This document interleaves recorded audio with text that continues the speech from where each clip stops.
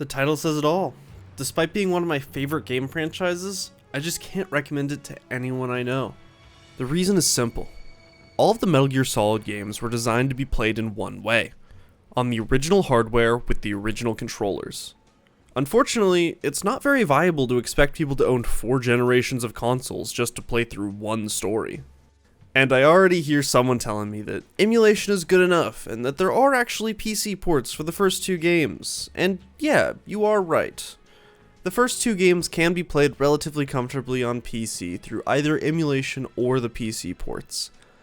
But if you're playing the game in these ways, you're getting a decidedly worse experience than playing on consoles. And this comes from a guy who emulated the first game and played a PC port of the second. But these games were designed from the ground up to be played on the consoles they were made for, and the best example of this in Metal Gear Solid 1 is undoubtedly Psycho Mantis. If you're not familiar with the Psycho Mantis fight, what he will do is read your inputs and system memory. If you've died a lot in the game so far, he'll comment on it.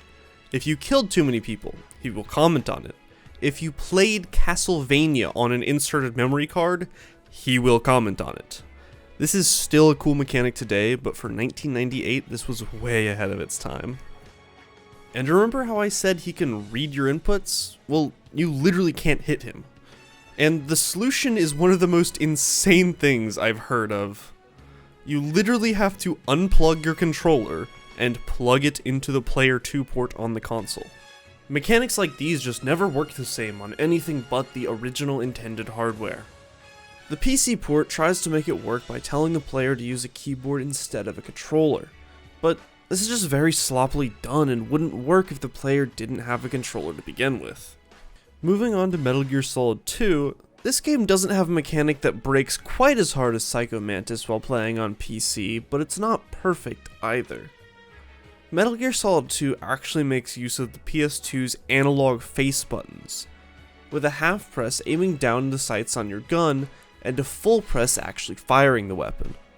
It's not such a big deal to lose this functionality, but it's still a loss. Now, Metal Gear Solid 3 is an interesting one. The game originally released on PS2 as Metal Gear Solid 3 Snake Eater, but it later got a re-release with bonus content, and most importantly, a third-person perspective. This is Metal Gear Solid 3 Subsistence, and it's almost universally agreed that it's the only way you should play the game on PS2.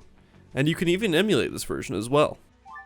Instead of doing this method, however, I played through the game using the HD collection for Xbox 360 that comes with Metal Gear Solid 2, 3, and Peace Walker.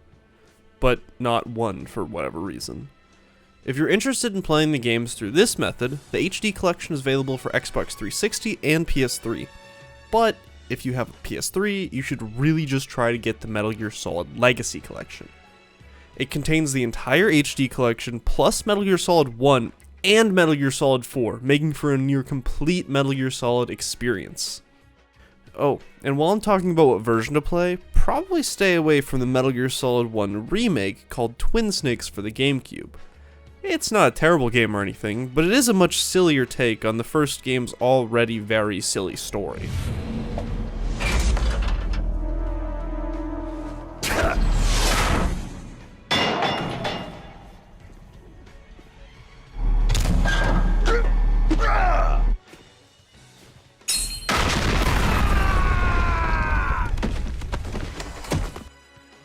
Now you might be wondering about Metal Gear Solid 4 and 5. And 5 is actually totally fine. You can play it on modern consoles and PCs no problem. 4, on the other hand, suffers from the same thing many PS3 games suffer from: being developed for the PS3. From what I understand, the PS3 hardware had really weird architecture, which made it much harder to develop games for than the competition. This also means that a lot of PS3 exclusive games will never be on any platform but the PS3. And at this point in time, that's the unfortunate fate of Metal Gear Solid 4. And that covers all the mainline entries in the franchise. There's side games like Peace Walker and Rising Revengeance, but I just wanted to focus on the numbered titles for this video. If you have a PS3, see if you can grab a copy of the Legacy Collection. I didn't actually know that existed until I started writing this video, but that's definitely the easiest way to get into the series. And if you're still here, maybe subscribe. Just a thought. Okay, bye.